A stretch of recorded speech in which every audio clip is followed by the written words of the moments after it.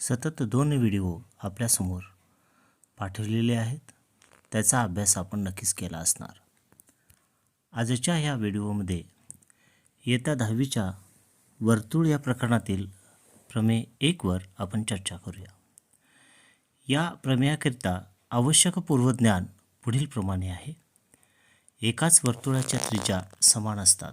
कोणतेही एक वर्तुळ असेल तर त्याच्या सर्व त्रिज्या समान असतात हे आपल्याला माहिती आहे. त्याचबरोबर एक रेषेचे आणि कोणत्याही बिंदूपासूनचे सर्वात लहान अंतर हे त्याचे लंबांतर असते. बिंदू आणि रेषा याच्यातील सर्वात जवळचं जे अंतर आहे त्याला आपण लंबांतर असं म्हणतो. तर आता प्रत्यक्षात आपण प्रमेय पाहण्यासाठी सुरुवात करूया. वर्तुळाचं प्रमेय नंबर 1. तर याची जाती प्रतिज्ञा आहे, कोणत्याही वर्तुळात स्पर्शबिंदूतून काढलेली त्रिज्या ही स्पर्शिकेला लंब असते. तर त्याची आकृती पहा. एक वर्तुळ ओ मध्ये असलेले आणि त्याला एक स्पर्शिका XY आपण या ठिकाणी काढायची आहे. त्यानंतर P हा त्याचा स्पर्शबिंदू दाखवावा लागेल. पुढे आपण गृहीत लिहायचं आहे, ओ मध्ये असलेल्या वर्तुळाची XY ही स्पर्शिका असून ती P बिंदूमध्ये त्याला स्पर्श करत असते. आणि त्याच्यानंतर स्पर्शबिंदूतून काढलेली त्रिज्या ही स्पर्शिकेला लंब असते हे दाखवण्यासाठी आपल्याला OP सांधावा लागेल. पहा, त्याच्यापुढे आपण 7 दिल्याचं आहे.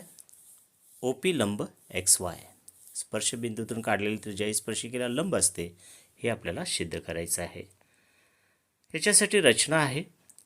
तर Q हा एक XY वरील एक बिंदू घ्या आणि OQ सांधा.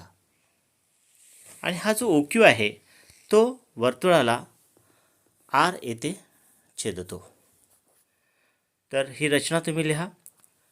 स्पर्शिकेवर Q हा कोणताही एक बिंदू घ्या आणि OQ सांधा. ही वर्तुळाला R मध्ये छेदते. आता त्याच्या पुढची जे काय आहे ते म्हणजे सिद्धता. आपण विधान आणि कारण अशा दोन्ही विभागात ती विभागूया.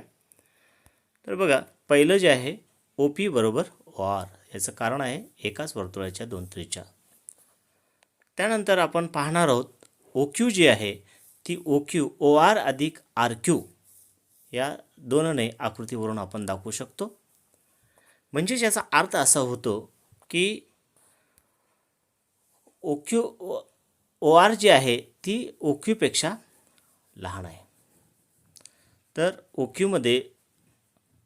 OQ जी आहे ती OR मध्ये RQ मिळवल्यानंतर आपल्याला मिळत असते. म्हणून OR जी आहे ती OQ पेक्षा लहान आहे. पण आपल्याला हे माहिती आहे OR आणि OP समान आहे. तर ORच्या ठिकाणी आपण OP ठेवलं तर आपल्याला दिसून येते की OP ही OQ पेक्षा लहान आहे. याचा अर्थ असा आहे की OP हे जे अंतर आहे XY पासूनचं कोणत्याही OQ पेक्षा लहान आहे. आणि हे सगळ्यात लहान असल्याकारणाने ते काय झालं, लंबांतर झालं.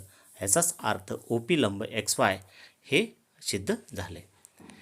तर हे अशा पद्धतीने आपण हे प्रमेय सिद्ध केलेलं आहे.